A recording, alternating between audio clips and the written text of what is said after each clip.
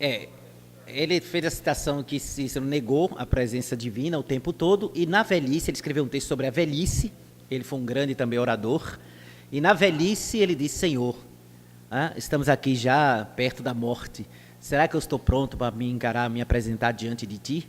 Significando dizer que com a passagem do tempo, ele foi lá dentro sentindo a pulsação divina.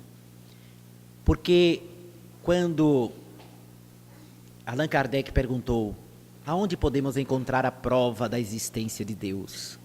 A resposta dos espíritos foi: no axioma da vossa mesma ciência que diz: não existe efeito sem causa, assim como não existe efeito inteligente sem que a causa seja, por sua vez, inteligente. Então, a lei de Deus que está inscrita na consciência de cada um de nós começa a mexer na criatura mesmo que se dizia descrente. Foi o caso dele. Como ele era um espírito evolvido no sentido de um espírito antigo, apesar de dizer um bom tempo que não acreditava em Deus, mas era uma alma de qualidade, lá dentro algo começou a dizer: você está enganado. A sua natureza é espiritual, a sua natureza é divina. E essa indagação dele é a indagação de muitos que veem a desencarnação se aproximar, veem a morte chegar para o corpo e perguntam à própria consciência: será que eu estou preparado para ir? O medo da morte de muita gente não é outra coisa senão o drama da própria consciência. Enquanto que o justo desencarna feliz e sereno, aquele que sabe que não foi o que poderia ter sido, desencarna inquieto, por saber que não aproveitou devidamente a própria existência. Santo Agostinho, em O Evangelho segundo o Espiritismo, ele, espírito, mediunicamente, escreve para nós dizendo o seguinte: faça como eu fazia na terra. Ao final de cada dia, eu averiguava perante a minha consciência se tinha feito todo o bem que poderia ter feito, se alguém não teria nada de se queixar de mim, se eu tinha agido da forma correta. Se eu detectava que havia cometido algum deslize, procurava no dia seguinte corrigir aquilo que havia feito de mal. Então, é a recomendação de Santo Agostinho, para que a gente possa desencarnar tranquilo, o máximo possível, porque procuramos dar o máximo de melhor da nossa própria vida. Eu vou dizer uma coisa para você que talvez é natural que, se você não concordar, não tem problema, mas na verdade você disse: não é esperando nada em troca. Eu vou dizer a você que é o nosso estágio atual. O que você está colocando é a experiência nossa comum. A gente às vezes vai ajudar uma pessoa com muita boa vontade, aí a pessoa trata-nos com indiferença e até às vezes dá umas pancadinhas. E às vezes: mas rapaz, eu fui ajudar. Na verdade, ainda não atingimos essa outra etapa de fazer o bem pelo amor ao próprio bem. Se o outro não aceitou, infelizmente o problema dele está enfermo. Porque se alguém trata mal quem quer lhe fazer o bem, está muito doente. Então eu digo a você, minha amiga, que se a gente conseguir se lembrar, na hora que alguém dá uma patada quando a gente vai fazer o bem, a gente se lembra o seguinte: a enfermidade dele deve estar muito grande. Porque se ele trata assim quem vai fazer um bem, imagine quem for fazer um mal. Ele vai pular no pescoço e vai matar a pessoa. Então está muito enfermo. Quanto a gente, façamos a nossa parte. E se ele não aceitar nenhuma proximidade, vamos orar. Aí sim, entra a oração silenciosa, o bem silencioso, para atingir a criatura. Uma vez um espírito amigo disse assim, porque surgiu uma pergunta mais ou menos parecida. A pessoa disse assim, que tinha tido uma desavença com a outra criatura, e aí ele, como espírita que a pessoa era, foi até a casa dele pedir desculpas. Quando bateu na porta, que a pessoa abriu, ele disse: olha, eu vim aqui pedir desculpas, aonde eu errei, quero que você me perdoe. A pessoa disse: quero saber não, e fechou na cara dele. Ele voltou arrasado e disse: meu irmão, eu tentei fazer, o que é que eu faço agora? E o Espírito disse: perante a lei de Deus, você está quite. Resolveu, porque você teve a humildade e a sinceridade de ir até ele pedir desculpas pelo erro que você teria cometido. Quanto a ele que não lhe perdoou, o problema agora é só dele, perante a própria consciência e Deus. Então a gente faz a parte da gente, entendendo que a gente também já esteve nessa posição que a outra pessoa está, de não entender o bem que nos querem fazer. Aliás, quando pegamos a história de Jesus, todo o bem que ele quis nos fazer, e até hoje ainda não entendemos. É um desafio para a gente. Eu entendo. O que mais? Diga aí. Como é teu nome? Daniela. Antes de mais nada, não sei se isso vai te confortar, mas talvez foi necessário você dizer isso aí. Às vezes isso é uma maneira de ajudar. A pessoa entende, diz, olha, você não pode me tratar dessa maneira, né? Então a pergunta no Livro dos Espíritos, Kardec faz assim: por que os maus dominam na Terra? Por que o mal ainda está na Terra? A resposta: porque os bons são tímidos. Tá? Então, o que você fez, que foi uma forma de desabafo, claro, porque você também, né, de carne e osso, tem o seu momento, mas você disse uma coisa que foi um elemento para seu pai refletir. Primeiro, que você não é a sua mãe. Você é uma individualidade. E segundo, você se posicionou. Agora, o que lhe causou tanta angústia? É saber que seu pai está sofrendo porque fazem apenas 3 meses que sua mãe partiu. Ele está no momento que acontece com muita gente, que tem primeiro o momento de revolta, de não aceitação, depois pode vir o momento da depressão, né? Até que vem o momento do reajuste, de aceitação. São etapas que quase sempre as pessoas passam.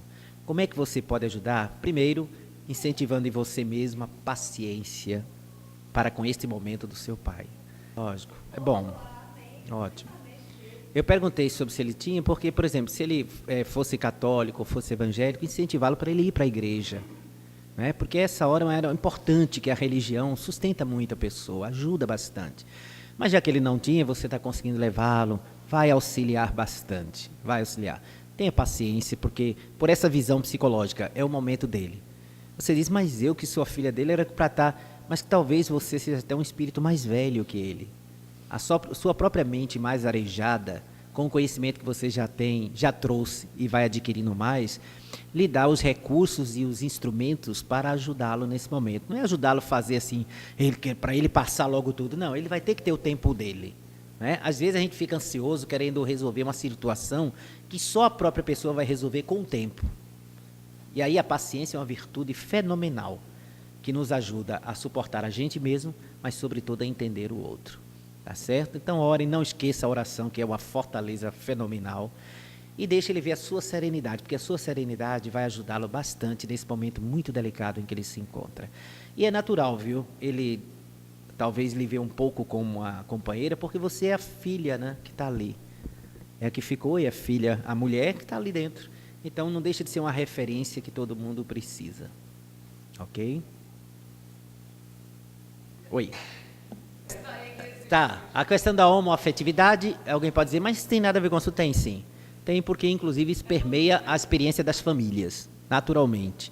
Olha, eu não gostei muito da pergunta dela, porque a pergunta dela é um seminário de 3 dias. Tal a complexidade da situação. Primeiro, porque sexo já é uma coisa complicada. Complicada no sentido, não é complicada, é complexa. A gente é que complica. Ela é complexa pelos meandros e detalhes que tem ali. Chico Xavier já dizia que estava para nascer um professor sobre sexualidade. Porque todos nós somos aprendizes, uns mais complicados, outros menos complicados na vida. Temos conceitos e preconceitos estabelecidos. Temos limites naturais. Tem até uma experiência que eu gosto muito de contar. Um rapaz que era jornalista espírita, lá de Goiás, tinha uma entrevista marcada com Chico Xavier no outro dia, lá em Uberaba. Só que no dia, na véspera, saiu uma entrevista. Cora Coralina ainda estava aqui na Terra, poetisa, né? Desencarnou com 90 e tantos anos. E Cora Coralina tinha dado uma entrevista dizendo que ela, com 90 anos de idade, tinha sonhos eróticos. E esse jornalista espírita ficou escandalizado. Mas que pode uma mulher dessa idade dizer que tem sonhos eróticos? Aí foi para Chico fazer entrevista. Eu vou aproveitar e pedir a opinião de Chico disso aí. Esse absurdo.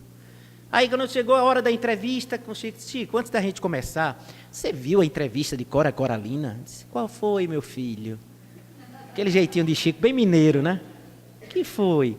Disse, não, ela saiu ontem no jornal lá de Goiás, ela dizendo, Chico, com aquela idade que tinha sonhos eróticos. Aí Chico fez, uai, meu filho, sonho erótico é tão bom.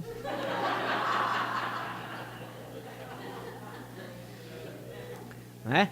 Porque isso é atávico, é histórico, a ideia de que sexo é pecado, é sujo, né? É uma coisa que está na nossa mente há muito tempo. Isso é só para um adendo, para mostrar a questão da delicadeza para nós ainda, que é essa energia sublime da vida, a sexualidade.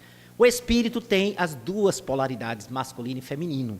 Está lá no Livro dos Espíritos, que para atingirmos a plenitude, nós reencarnamos em ambos os sexos. Todo espírito passa na feira de ambos os sexos. Todos serão homens, todos serão mulheres. Quando eu vejo um machão, um cara com bigodão, com barba, a mulher comigo é assim, eu já estou vendo ele todo de rosinha na próxima encarnação. Vai ser uma cena maravilhosa, né? E o inverso também, né? A mesma coisa. Agora, o que é a questão da homoafetividade nesses momentos de agora? Primeiro que sempre existiu. Sempre existiu. Claro que quando a humanidade tinha o menor número da população, o número é menor. Hoje nós temos 7 bilhões, a tendência estatisticamente você tem mais números assim. Segundo, antigamente não tinha os meios de comunicação de massa. Hoje, toda novela tem que ter uma situação. Não é? Ou seja, a ideia está fervilhando, como outras ideias também, mas como essas mexem muito com conceitos, preconceitos, ideias, concepções, isso vem à tona e explode. E isso era esperado para esses tempos de transição. Agora, ponto básico que a gente tem que partir. Primeiro que existem várias origens para a homoafetividade, desde alguém, um espírito que vem muitas encarnações de um certo sexo, ao sofrer a inversão, principalmente pela agressão e desequilíbrio da sexualidade, ele fica incompatível, seu psiquismo com o novo corpo. Daí, vivenciando o drama e o conflito de se ver com um corpo, mas ter a mente daquele que pertencia a um outro corpo, que ele viveu há muito tempo, seja homem ou mulher.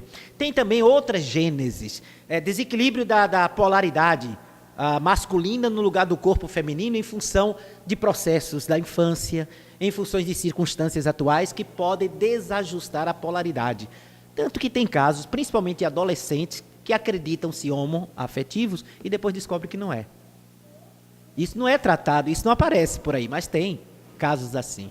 Que acha que está apaixonado por uma pessoa do mesmo sexo e depois, com o tempo, descobre que não era isso, chegando a constituir família dentro dos moldes que nós conhecemos tradicionais. Existe também um processo obsessivo, aí é quando o caso é doentio, são aqueles casos bizarros, que quer chocar a humanidade, que não tem respeito nenhum a ele nem a outra pessoa. E o fundamento do sexo, seja na homoafetividade ou na heteroafetividade, é a educação moral da criatura. Não ser promíscuo, respeitar-se e respeitar o parceiro. Isso inicialmente, porque o espírito ele deve estar em busca do equilíbrio moral nesse fundamento. Quanto a, mas é correto? Porque a pergunta é essa, né? É errado ou é certo? Qual é o conceito de errado e certo para cada alma, a não ser aquilo que gera conflito perante a própria consciência e a própria natureza? Aquilo que for desequilibrado e desajustado precisa sofrer equilíbrio e desajuste. E é o que vai acontecer conosco, hétero ou homo, ao longo da nossa evolução. Chegará o momento que nós estaremos equilibrados nas duas polaridades e a energia sexual não será simplesmente uma questão genital, nem da prática corporal, e sim de sentimentos, de harmonia interior. São estágios que as almas alcançam. Até que no futuro existirão, por exemplo, almas, espíritos grandiosos já passaram aqui, que nem eram homo, nem hétero, nem bi, mas tinham a sexualidade dele, só que não vivenciaram, canalizaram essas forças simplesmente como um fenômeno de sublimação. Quem olhava o Chico Xavier poderia defini-lo como um homoafetivo, uma alma extremamente delicada nos seus gestos, nos seus comportamentos. E aconteceu um caso muito interessante. Ele estava certa feita em Uberaba, estava psicografando, estava autografando livros. Autografava e beijava o rosto e a mão de cada pessoa que chegava. E tinha uma garota, mais ou menos assim como você, sentada na primeira fila. A garota, olhando aquele gesto dele delicado, pensou, esse Chico Xavier, eu acho que ele é homossexual. Ela pensou, mas ele é um médium de uma sensibilidade apurada. Quando ela pensou, ele parou, olhou para ela e disse, não, minha filha, eu nunca tive envolvimento sexual com ninguém. Ela ficou toda desajustada, assim, constrangida, e voltou e continuou autografando os livros. Chico, a gente pode dizer, pelo menos é o que se sabe, é uma dessas almas que conseguiu sublimar a sua energia sexual, embora a delicadeza que apresentava não implicava dizer que ele vivenciava. Outra coisa, diferença entre homoafetividade e homossexualidade. Tem uns que sentem amor por pessoas do mesmo sexo, mas não vivenciam o sexo. A homossexualidade é catalogada como a prática do sexo entre pessoas do mesmo gênero. A homoafetividade é alguém que pode se apaixonar, gostar de alguém do mesmo sexo, mas não vivenciar. Eu conheci um caso desse, lá no Cabo de Santo Agostinho, em Ponte dos Carvalhos, quando eu recebi uma visita de duas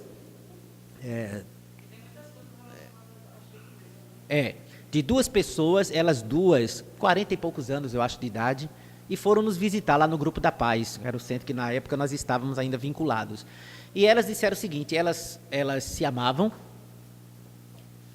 viveram juntos, conjugalmente, maritalmente, né? Mas só que quando se tornaram espíritas, elas eram educadoras. Quando se tornaram espíritas, queriam trabalhar na evangelização infantil, lá no extremo norte do país. O que é que elas fizeram? Olha o que é o nível de maturidade. É uma questão de maturidade. Elas disseram, para não chocar a sociedade e trazer problemas ao centro espírita, porque nós amamos a evangelização e não queríamos, por exemplo, que o nosso fato de sermos homoafetivos causasse dificuldades para a evangelização, resolvemos não mais viver conjugalmente, embora continuemos a nos amar, mas em respeito à necessidade da evangelização das crianças. Isso chama-se renúncia. E aí você tem um leque imenso, né? Você não vai esperar esse comportamento de todo mundo, porque aí varia muito do grau de maturidade.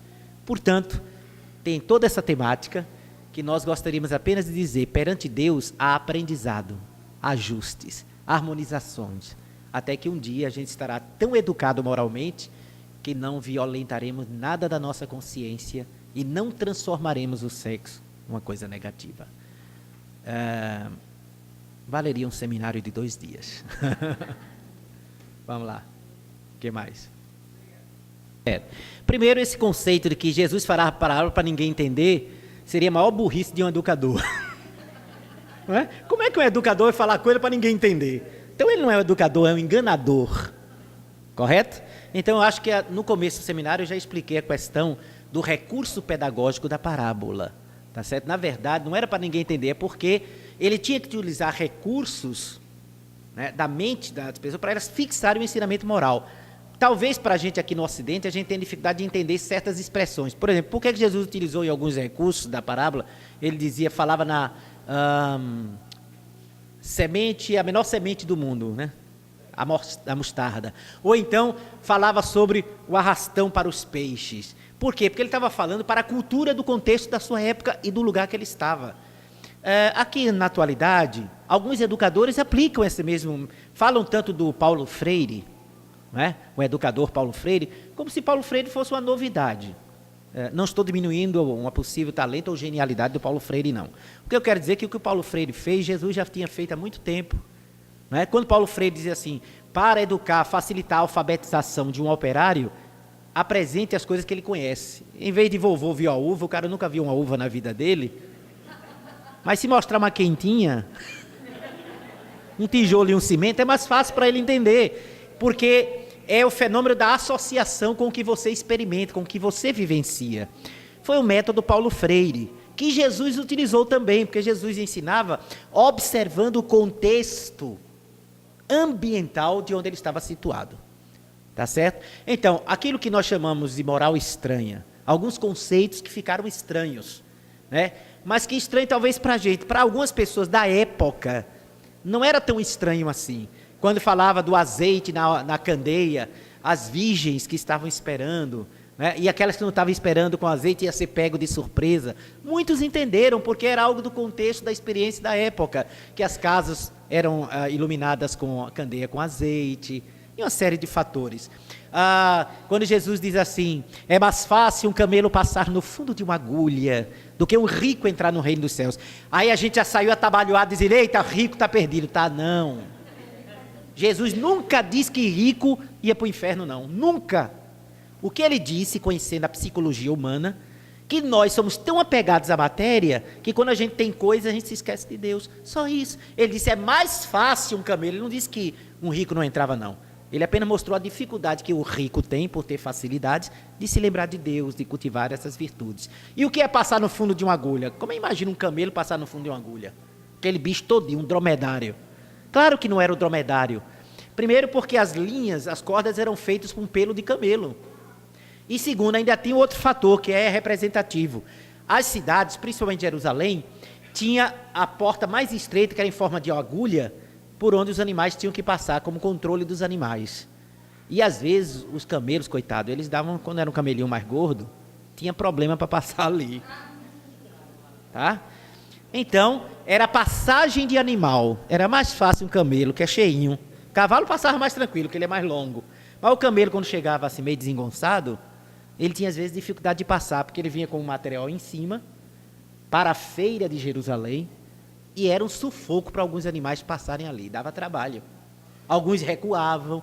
Então Jesus disse, é mais fácil um camelo passar no fundo da agulha, que era em forma de agulha a porta, do que um rico entrar no reino dos céus.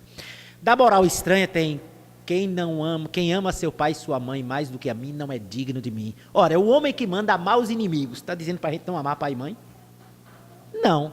O que ele está dizendo é, qual é o primeiro mandamento da lei de Deus? Amar a Deus sobre todas as coisas. Então, quem ama mais seu pai e sua mãe do que os valores de Deus, não está preparado para as coisas divinas. Ou seja, ele não está errado não, ele colocou, olha, Deus está acima de tudo. De qualquer fator. Ele era louco pela mãe, ternura imensa sobre Maria. Mas teve aquela passagem em que ele vivenciava a consciência do Cristo e chegaram, ó, teus irmãos e tua mãe estão aí fora. E querem te pegar assim, querem levar você. Quem é minha mãe? Quem são os meus irmãos? Senão aquele que faz a vontade do meu Pai que está nos céus. Ele não estava negando Maria, ele estava dizendo ali naquela hora que ele era o missionário dos céus e que Deus era o Pai. A irmã, o irmão, tudo fazia parte. Aquele que estiver afim comigo, esse está mais próximo de mim. Foi isso que ele quis dizer no ensinamento. E outras passagens também consideradas de moral estranha, né? Como é que o homem é o homem que traz a paz e ele vem dizer que veio trazer a divisão? Porque ele sabia que as pessoas iam se dividir. Veja só, eu acho que o grande esforço para a gente é harmonizar as duas coisas. Porque Jesus era o nome que ele teve aqui na terra. Na verdade, Emanuel, aquele que vem da luz, que vem de Deus, né? Então, era a figura da personalidade humana. Porém, o espírito que ele é, que já tinha uma mente crística, iria, em muitos momentos, no começo, apresentar-se como se fosse relâmpago. Ou seja, falando daqui a pouco, ele falava de um jeito que parecia que não era ele. Quem estivesse junto ia achar que ele estava atuado por um espírito. Mas não era, era ele mesmo se expandindo. Quando ele se expandia, a mente dele cósmica superava a personalidade de Jesus. Depois, quando ele começou a missão dele mesmo, a mente expandida dele predominou. Foi aí que ele começou os 3 anos do magistério dele, considerados os 3 anos dos ensinamentos, da visão moral, em que ele tomava aquela postura. E de quando em quando, nesse período de 3 anos, tomava de tal forma que já não se via mais Jesus, o filho de Maria e José, mas via sim o Messias esperado. Até na hora da crucificação, quando ele olha para Maria e para João, diz, mulher, ele não chama nem de mãe, mulher, eis o teu filho. Como que diz assim, ó, aqui agora sou o governador espiritual da terra. Cuida de João pela afinidade que existia entre eles. E João, aí está a tua mãe. Ele não estava abdicando do fato de ter sido filho de Maria, mas naquele momento era simplesmente a glorificação da sua missão de ser o Cristo de Deus, ungido, enviado dos céus para cumprir aquela missão.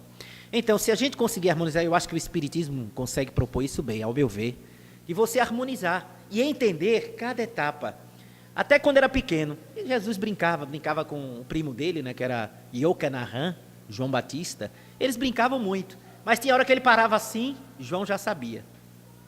Quando ele dava uma paradinha, João dizia, vou esperar para ver o que é. Aí vinha a orientação para João que ele dava. Foi aí que ele sumiu do domínio. Cadê Jesus? Está aqui não. Aí voltaram, estava Jesus no templo, os senhores idosos lá, os anciãos, tudo de queixo caído, e Jesus dando uma aula da lei de Deus. Ou seja, o ser transcendente, a consciência dele expandiu naquela hora, 12 anos de idade, e deu um banho de luz no sinédrio. Isso acontece perfeitamente com algumas mentes em grau menor. Eurípedes Barçanufo, grande missionário espírita em Sacramento, ele saía muito do corpo, ele tinha muitas expansões de consciência e saía muito do corpo. Os alunos já estavam acostumados a isso, no colégio Allan Kardec. Ele estava dando aula lá, de repente ele parava, ficava pálido e ficava assim. Aí os alunos, o professor já saiu. Ele saiu do corpo, foi embora. Daqui a pouco ele voltava e disse, acabei de fazer o parto de dona fulana de tal. Daqui a pouco chegava o marido, olha, eu vim aqui lhe chamar porque minha mulher está assistindo. Não, já fui, já fiz o parto, pode ir que o menino está bem. Ou seja, ele desdobrava, se materializava e deixava até receita. Tal a grandeza que ele tinha. Então, tem espírito que vai tendo lampejos da sua condição mais ampla do que simplesmente o ser que está encarnado. Tudo, antes de mais nada, tudo a gente pode alcançar, sabe? Tudo a gente pode se superar na vida, a gente pode buscar. Eu me tornei espírita, na verdade, eu venho de uma família tradicionalmente espírita. Meus avós maternos fundaram o primeiro centro espírita na década de 30, no século XX, lá na cidade do Cabo de Santo Agostinho, o Arautos da Verdade. Depois, o centro era apedrejado, fechou, meus avós foram morar em Carpina.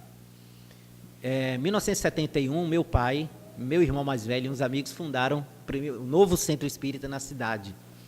Portanto, eu já cresci, minha mãe era médium, não era espírita, mas tinha uma mediunidade fantástica, via os espíritos, ficava às vezes apavorada e aquela coisa toda. E eu tinha um trauma, assim, eu tinha 8 para 9 anos de idade, eu sabia que Deus existia, eu não tinha dúvida, porque eu observava a natureza, gostava de ficar no quintal de casa, muitas árvores, eu ficava vendo aquilo ali, me deslumbrava. Mas eu tinha um drama que era a questão do inferno. Eu achava o inferno incompatível com Deus. Como é que um pai de amor vai criar um lugar para o filho dele sofrer para sempre? Não é? Era uma coisa meio esquisita. E para piorar, minha primeira aula de religião foi com uma irmã freira, pessoa querida que está lá no Cabo, já bem velhinha. E ela fica toda orgulhosa quando chega assim, essa foi minha primeira professora de religião. Ela fica toda orgulhosa, não sabe o trauma que me causou. O Santiago me permite a colocação, não é por culpa da igreja, em função mesmo da visão. Eita. Então, então, o que é que aconteceu? Ela, ao invés de falar do evangelho na época, toda sexta-feira era um trauma, porque ela só falava do inferno. E ela dava detalhes assim, dizia que se a gente não obedecesse pai e mãe, ia queimar no inferno dentro de um tacho de cobre. Aí eu ficava pensando, eu só não os outros, como é que ela sabe que é de cobre e não de ferro? Aí a gente começou a achar que ela tinha vindo de lá. Tal a perfeição dos detalhes, né? Com a tampa em cima, e de vez em quando o secretário de Satanás ia lá, levantava, ria, fechava. Aquilo foi dando angústia, deu falta de ar, né? Deu claustrofobia em mim. E o riso do secretário, que era mais doloroso ainda. Mas o que é que aconteceu? Com 12 anos aí, eu recebi de presente para ler o primeiro livro espírita da minha vida, que foi Nosso Lar. Quando eu li Nosso Lar, aí eu vibrei. Eu sabia que Deus não tinha feito o inferno. E comecei a estudar as obras de Kardec e de Leon Denis. São os dois autores, para mim, magistrais da codificação. Então, passei toda a minha juventude lendo, sempre li bastante. E hoje eu compreendo que eu estava formando um arquivo, de certa forma. Que dos 12 até os 19 anos, quando eu comecei a pregar, a falar e a trabalhar na casa espírita, na verdade eu estava construindo um lastro para a minha abordagem. Com 21 anos, a mediunidade aconteceu e ela me ajuda muito nas palestras. Tem momentos que eu escuto mais do que vejo. Durante uma palestra eu vou escutando e vou repetindo o que estou escutando. Às vezes eu vejo frases que aparecem assim, do livro dos Espíritos, de algum autor, de algum local, da Bíblia. Tem coisa que eu nem li na Bíblia, mas aparece. E aí eu digo, porque eu estou vendo e tenho plena confiança daquilo ali. Então a mediunidade tem me auxiliado muito ao longo desse tempo. E já fazem 37 anos que eu estou no trabalho de pregação espírita. Estou com 57 anos e meio, daqui a 2 anos e meio eu sou 60, dos mais charmosos que a Terra conheceu. E feliz da vida porque a religiosidade espírita, a espiritualidade que nós conhecemos, me ajudou muito na minha adolescência e juventude. E tem me ajudado até os dias de agora. Espero, quando desencarnar, poder chegar diante dos meus superiores do outro lado e dizer assim, ó, não foi de todo ruim não, mas alguma coisa tentei fazer da melhor maneira possível. Mas todos nós podemos nos superar, sim, com certeza. Oi. Sim, eu sou formado em comunicação social pela Universidade Federal de Pernambuco. Mas aí tem um detalhe interessante, que uma vez eu fiz uma palestra, só abrindo esse adendozinho, eu sei que alguém pediu a palavra aqui, eu fui convidado para fazer uma palestra na turma de formatura de medicina, e eles fizeram diferente, não fizeram um culto ecumênico, cada dia foi numa igreja e numa religião. Então, iam todos eles. Na igreja católica foram todos evangélicos e espíritas, na igreja assim sucessivamente. E me deram um tema, até sobre, na época estava da transplantes. Eu digo, meu Deus, eu não sou médico, falar sobre transplantes na ótica espírita. Mas aí um espírito chamado Josué, que foi médico aqui no Nordeste, disse, fique tranquilo que eu vou lhe ajudar na palestra. Bom, eu ajudo, porque senão... Para piorar, na hora que me chamaram para a mesa, chamaram o professor de anatomia, que era homenageado da turma, sentou do meu lado, disse, minha Nossa Senhora. Aí comecei a fazer a palestra, e aí o Josué, eu senti, ele tomou, alguns momentos parece ser até uma psicofonia, porque eu me sinto irradiado, a voz modifica e tal, e foi falando sobre estruturas do cérebro, que eu nunca tinha escutado falar, fui falando, dizendo um monte de coisa. Sei que quando terminei 1 hora de palestra, aí o professor veio falar comigo, eu já tremi, né? Disse, meu Deus, será que eu falei alguma besteira? Ele chegou e disse, o senhor é professor de que universidade de medicina?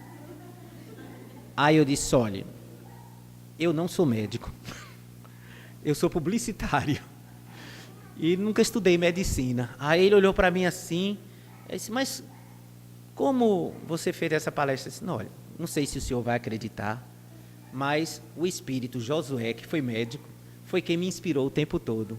Eu sei que até eu ir embora, conversando com as pessoas, eu olhava pelo canto do olho, ele estava lá no canto, olhando para mim assustado. Eu não sei, 1, se ele acreditou em mim, 2, se ele achou que eu estava chamando ele de abestalhado, 3, se ele achava que eu era maluco, mas ele ficou lá olhando o tempo todo para mim. Então, lógico, não é o fato de ser publicitário, porque tem gente que pode, na publicidade, minha área era sempre de redação. Tem gente que escreve bem, mas não sabe falar bem. Tem esse detalhe, né? Por exemplo, Hermínio Corrêa de Miranda, um grande escritor espírita, era um desastre em palestra. A elegância e a beleza de escrever, ele não conseguia falar. E eu sempre fui muito tímido. Muito tímido. Para você ter uma ideia, até perto dos 19 anos, para falar de público, era um desastre. Eu tinha uma certa timidez.